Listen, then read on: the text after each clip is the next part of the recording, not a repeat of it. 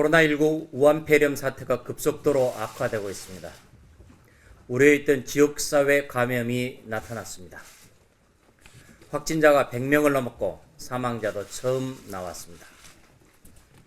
사망자가 나온 병원에서 간호사들이 확진 판정을 받는 등 병원 내 감염도 일어났습니다. 지역도 대구 경북뿐만 아니라 제주, 광주, 전주로 전국으로 퍼지는 양상입니다. 해외여행 이력도 없고 감염 경로조차 명확하지 않은 환자들이 속출하고 있습니다. 국민들의 공포심이 커지며 경제마저 얼어붙고 있습니다. 제가 이미 지적했던 헌정재앙, 민생재앙, 안보재앙, 그 3대 재앙에 이어 이제 보건재앙이 몰려오고 있는 것입니다. 정부는 초기 대응이 미숙했고 1차 방역에도 실패했다는 점을 인정하고 대책을 새로이 짜야 합니다. 문재인 대통령은 2015년 6월 메르스 사태 때 이렇게 말했습니다. 메르스 수퍼 전파자는 다름 아닌 정부 자신입니다. 박근혜 대통령의 진심 어린 사과가 필요합니다. 라고 말했습니다. 당시에 했던 말을 그대로 돌려드리고자 합니다. 지역사회 전파가 확인된 만큼 정부는 위기 경보를 최고 단계인 심각 단계로 즉각 상향해야 합니다. 또 우리 당이 지속적으로 강조해온 중국 방문자의 전면 입국 금지 조치 조속히 실행해야 합니다. 더 이상 중국 눈치 보지 말고 우리 국민의 생명과 안전을 최우선에 놓고 대응해야 합니다. 중국인 유학생 관리 책임도 대학에 전가하지 말고 정부 차원에서 대책을 마련해야 합니다. 유학생 5만 명이 입국 예정인 상황에서 이들을 기숙사에 수용하는 것은 불가능합니다.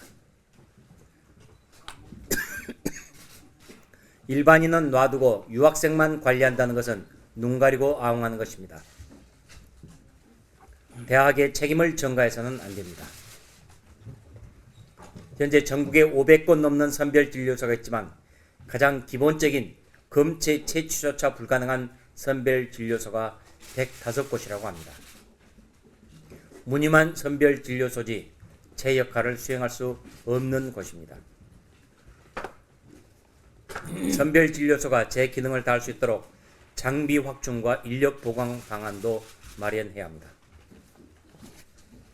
지역사회 감염 확산을 막기 위해서는 민간 의료기관의 협조가 무엇보다 중요합니다. 국민에게도 상황 발생 시 응급실로 가지 말고 보건소나 선별진료소를 먼저 찾으라고 반복해서 당부해야 합니다. 우리 미래통합당은 국내 생명과 안전을 위해 할 수 있는 모든 조치를 다할 것입니다. 정부의 방역 대책에도 초당적으로 적극 협력하겠습니다. 국회 코로나19 특위가 조속히 활동을 시작할 수 있도록 국회 차원에서 할 수 있는 대책도 잘 마련해 가도록 하겠습니다.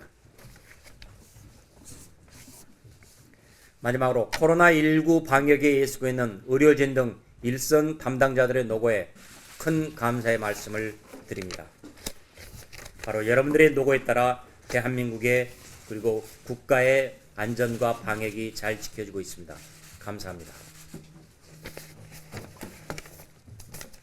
소상공인이 벼랑 끝으로 내몰리고 있습니다.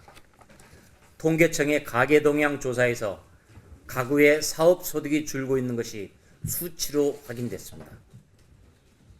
작년 4분기 이후 5분기 연속 감소 중입니다. 지난 2003년 이후 최장 감소 기록입니다.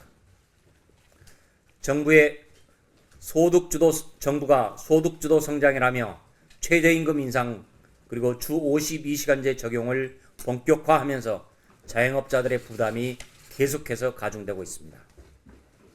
여기에 대해 코로나19 사태로 올해 1분기 경제성장률이 더욱 영향을 받고 있습니다. 심지어 마이너스를 기록할 것이라는 전망도 나오고 있습니다. 말 그대로 첩첩산중입니다. 지금이라도 문재인 정권은 현실을 직시하고 자신들의 잘못된 경제 정책을 폐기해야 합니다. 민생 파탄으로 국민의 분노가 하늘을 찌르고 있습니다. 민심을 계속 역행한다면 이번 선거에서 이 정권은 국민들로부터 심판을 받을 것입니다.